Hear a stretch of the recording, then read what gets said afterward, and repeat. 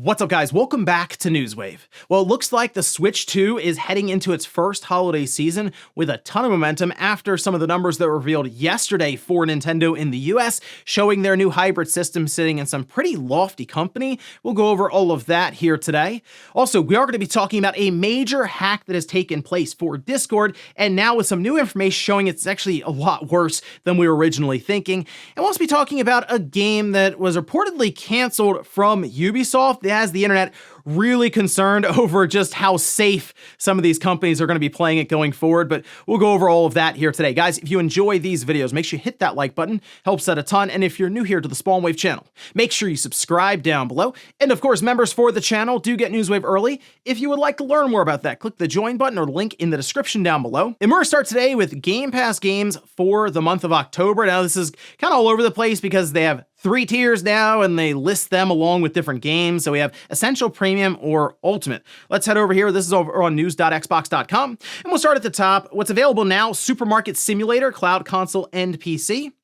Moving up to October 9th, today, Baldur's Gate and Baldur's Gate 2 Enhanced Edition on PC. Moving to October 14th, we have The Casting of Frank Stone. That's cloud, PC, and Xbox Series X and S. On October 15th, Ball X Pit or Ball Cross Pit. This game looked really cool. I'm interested in this one. It's sort of that brick breaking style game that they say has base building and survival roguelite elements. And then we also have The Grinch Christmas Adventures, cloud, console, and PC. Eternal Strands, cloud, PC, and Xbox Series X.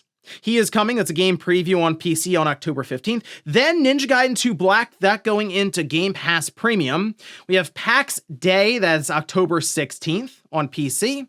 Keeper, which I haven't really seen much discussion around this at all. No advertising, nothing, but that's from Double Fine, their newest game. That's cloud, PC, and Xbox Series X and S on October 17th. On October 21st, Evil West is going in cloud, console, and PC, along with the game that I'm really looking forward to here, the big highlight, Ninja Gaiden 4, cloud, PC, and Xbox Series X and S. That's the game I'll really be checking out right away. And then I guess just Keeper? I'm just curious to see what exactly Double Fine has come up with, because if nothing else, it'll certainly be unique. Also, we did have some games that were announced for the Super Nintendo Switch Online application. This we can see over on Nintendo's official account with 3 SNES games available to play now. That's Mario & Wario, Bubsy in Claws Encounters of the Furred Kind, and Fatal Fury Special. Mario & Wario is particularly interesting because it will use the mouse controls on the Switch 2, but it's not necessarily a game you're picturing, okay? It's kind of like this Lemmings style game. You're basically trying to help Mario through different obstacles and stages, and it only ever really came out in Japan. We never got it in the US, so it's interesting to see Nintendo put it into just NSO across the board, and I guess is this the first time then it'd be released outside of Japan, officially, of course. You could have downloaded the ROM and played it, but I know, kind of interesting. And that I would say for Bubsy, it was like the 16-bit 2D platforming style game. It was a good Bubsy game there. So there you go. I don't know, kind of some fun games thrown in there, but certainly Mario & Wario with the mouse controls is probably one of the highlights just because of the historical factor to it. Oh, and we do have an update for that Close to You video that Nintendo just randomly released. And we kind of went back and forth and said, most likely it's a Pikmin thing, but we have no idea when Nintendo will address it again and maybe give us an update and reveal that. Well, it didn't take more than 24 hours as we have screenshots here. This is from the Nintendo Today app. Nintendo's also doing some things with their blocking and copywriting this stuff, so I'll show you some zoomed out shots of the screenshots, but basically, yes, it is confirmed to be Pikmin related. Go figure. All the things that were moving around in that original Close to You video was being done by Pikmin, who would have been invisible to humans. And I feel like that's the idea that Nintendo is trying to push through here, is we're going to then show you this with Pikmin, but before that, that would be from the human's perspective. So I'm curious where they're going to go with this. I assume this is going to be more on the animation shorts or just animated series side. But you never know. I guess they could lean into the next Pikmin game, but something tells me Nintendo, trying to be an entertainment company, it's going to go a bit beyond that. And guys, with some of the quick news out of the way, let's get into the bigger stuff. Let's start right away with Nintendo and the sales in the US from Circana. This would have been for last month. And remember, they do track by revenue, and that'll be very important when we get to some of the games, specifically the top 10. But let's start here. This is over on, we can see this, Blue Sky, and it's with Matt Piscatella. It says August 2025 US video game market highlights highlights thread from Circana. NBA 2K26, mobile, and Nintendo Switch 2 drove 11% spending growth in August when compared to a year ago. Now, this helped to lift the total projected spending across video game hardware, content, and accessories to $4.7 billion. So yeah, we had some growth here, and go figure, the Switch 2 was one of the big driving factors versus having the Switch 1 in like its waning years. But we can take a look. We'll see the top 10 for the month of August here. Again, this is ranked through revenue. And what's nice here is 6 of the top 10 are all new games. So we have NBA 2K26, Madden NFL 26, and Mafia: The Old Country. That one is interesting because remember, it was a $50 game. So it's going to just have to sell more copies by quite a bit compared to Metal Gear Solid Delta to make up the difference of $20. So that, I think, is a very strong outing for Mafia there, really just behind Madden NFL 26 in that release month. We have Metal Gear Solid Delta then at 4, EA Sports College Football 26 fell from 1 down to 5, then Gears of War Reloaded. Donkey Kong Bonanza falls down to number 7. Again, those are just physical copies. They can't track digital. Nintendo doesn't share that information. Then we have EA Sports MVP Bundle 2025, EA Sports Kickoff Bundle 2025, and Demon Slayer jumped up into the top 10. I feel like that probably has to do with the movie that got rave reviews and did really, really well. Just even the build up to it and the excitement would have people going out and checking out any of the games that are available. So, hey, big increase there in sales for Demon Slayer, even on the video game side. Looking at the hardware, monthly hardware spending increased by 32% compared to a year ago to $312 million. The Switch 2 sales were able to offset double-digit percentage declines across each of PlayStation 5, Xbox Series, and Switch, with 2.4 million units sold life to date. Over its first 3 months in market, the Switch 2 is now 5% ahead of the previous record-setting pace of PlayStation 4, which sold 2.2 million units during the 3 months ending January 2014. The Switch 2 unit sales are trending 77% ahead time-aligned sales of the original Switch. That is super impressive, actually. So if you compare it to the PS4, that's the closest comparable that Matt says here, 5% ahead of that. Remember, that would be ending January 2014, as in that would be like a holiday cycle for the PlayStation 4. The Switch 2 launching, just about in summer, it's done all of that throughout up until through August. And then it still has the entire holiday season ahead of it with a bunch of different releases. But then also the current releases will help to push the system. And then, Pokemon right there on the horizon. It's coming out next week. Yeah, all of this, that with the bundle. The Switch 2 is going to do some big numbers this holiday, and I still think what we're going to see from Nintendo is moving their forecast of 15 million for the Switch 2 up.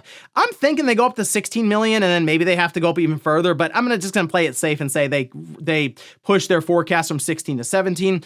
For me, the biggest thing would be the software forecast. I'm more curious how either pricing with games right now or game key cards or anything else could affect this.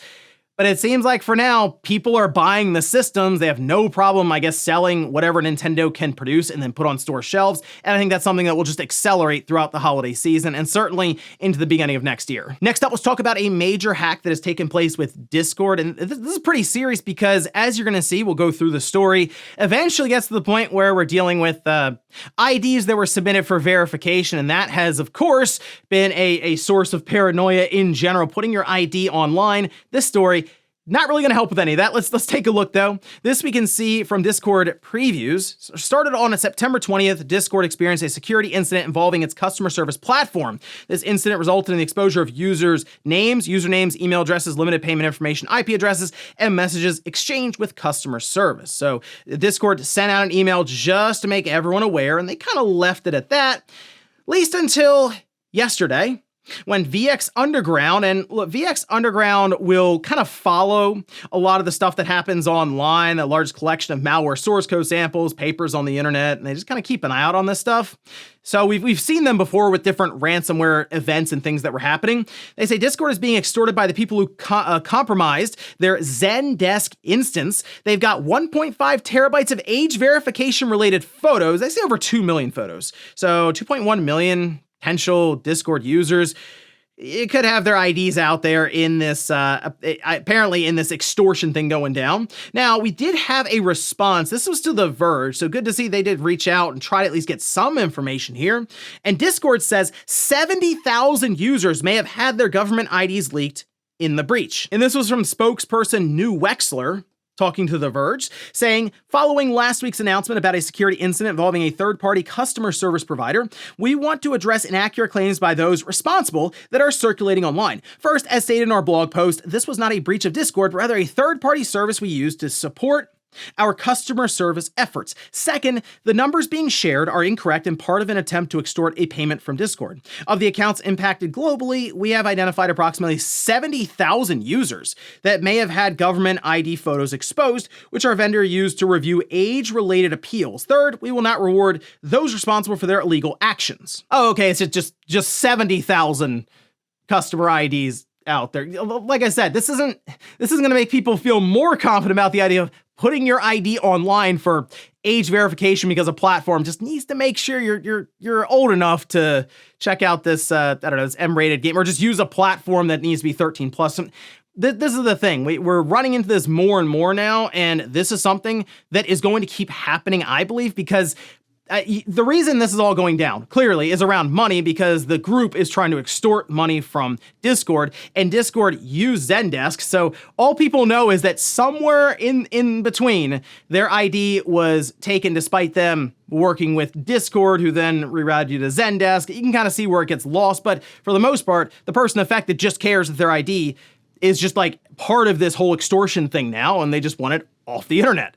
So now we go forward with this, and I mean, at this point, you have one group saying they have 1.5 terabytes of data, and that's where VX Underground gets that from, is the group that's trying to extort Discord is going to put out numbers that are overselling it, but it seems like Discord clearly is not going to then pay them, so it's hard to say what's going to happen here. This is a pretty significant hack, though, and again, is just reinforcing the concerns and the fears around having to use an ID to do age verification online. And it's something that's becoming more and more common as we go forward with all different kinds of platforms around the world. So yeah, very, very concerning. And I guess we'll hear more about what happens, not even necessarily from Discord, but just different accounts that are sort of tracking really the black market when it comes to these different hacks. Next up, let's talk about Ubisoft and a canceled Assassin's Creed game, or at least one that's canceled for now. We'll come back to that, but we can see this. This is over on GameFile from Stephen Totillo, who says, in July of last year, word began to trickle through Ubisoft that an ambitious new installment of the company's top franchise, Assassin's Creed, had been canceled. In this Reconstruction-era Assassin's Creed, gamers would play as a black man who had been formerly enslaved in the South and moved west to start a new life. Recruited by the series Assassins, he would return to the South to fight for justice in a conflict that would, among other things, see him confront the emergence of the Ku Klux Klan. 3 sources told GameFile that word filtered through the company last July that management in Paris had stopped development of the game for 2 reasons. One, online backlash that sprang to the reveal of Yasuke, an historically inspired black samurai, as a protagonist in the game's then upcoming Assassin's Creed Shadows. And 2, concerned the political climate in the United States was becoming increasingly tense. Now, we all saw what happened with Assassin's Creed Shadows. Just social media was just like, it was like dumpster fire territory. Whenever there was a post about any of this stuff, it was just people were fighting constantly in the comments about Yasuke, and it was just, it got out of control many, many times there. So from Ubisoft's angle, this is part of their risk assessment to where they go, is it really worth doing that right now? Like, the budgets of these games are so massive, it might be better to play it safe and not try what I think sounds like a pretty interesting story and concept. It would certainly feel a lot different than what we've had in the past with Assassin's Creed, and would fit in really well, like post-Civil War. Like, that seems like a really cool idea. And games get canceled all the time, and we just don't hear about it. This, though, was a little surprising because it had to do